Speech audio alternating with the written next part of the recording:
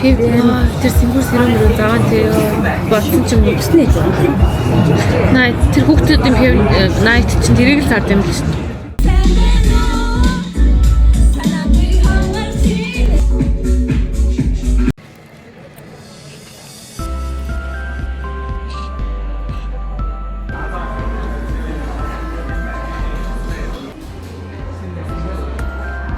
Одоо ингээ баян влогтой штэ нэзэдэ.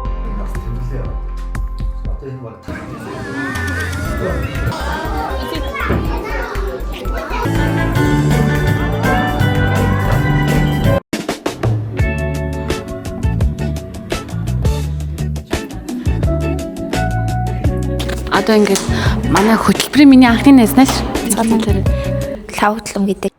За маш сонирхолтой хөтөлбөрт маш гоё хөтөлбөр томрогдоод маш олон хөрхөн шинэ хүмүүстэй танилцаад тэгээ ихчлэн надаас дүү байсан. Үеийнхэн маань ч гэсэн байсан л да.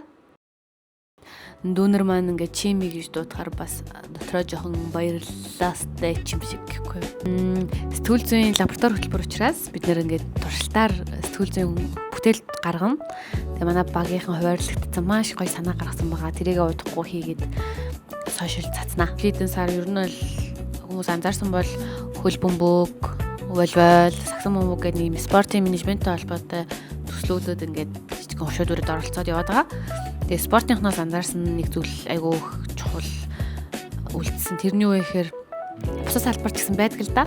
Гэтэ ер нь бол спортынхон нэг залхамж чанар буюу залуу үедээ дүүнертэй аюул үлдээж байгаа залуу үеигээ хэрхэн дэмжиж байгаа гэдгийг айгүй анзаарагдмаар байдаг юм билээ. Тэрнээс хойш юусоо би ч гэсэн надад ч гэсэн баг саг нөлөөлөд ер нь залуу үедээ дүүнертэй аюул үлдээж ин тэднэрт яаж туслах уу, яаж одоо нэмэр болох уу, нэмэр нөөлөг болох уу гэж бас цаанаасаа боддог болсон байлээ.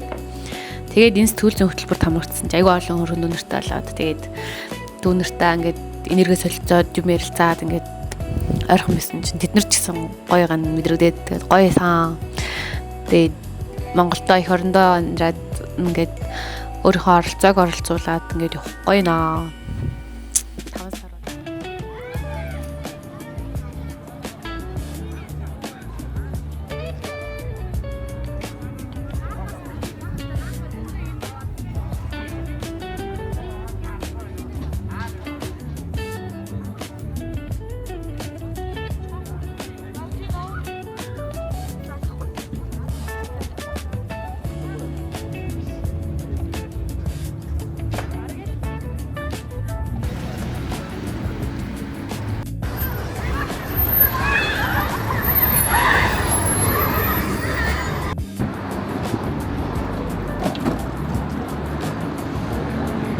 Яа, цаац гарцуу болцроо гоё.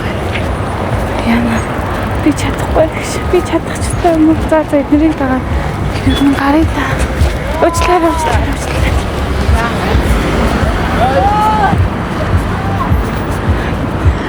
Sorry.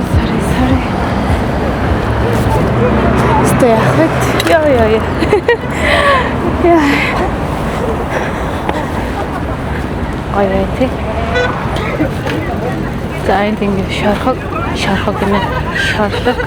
Жогон дээ. Яг.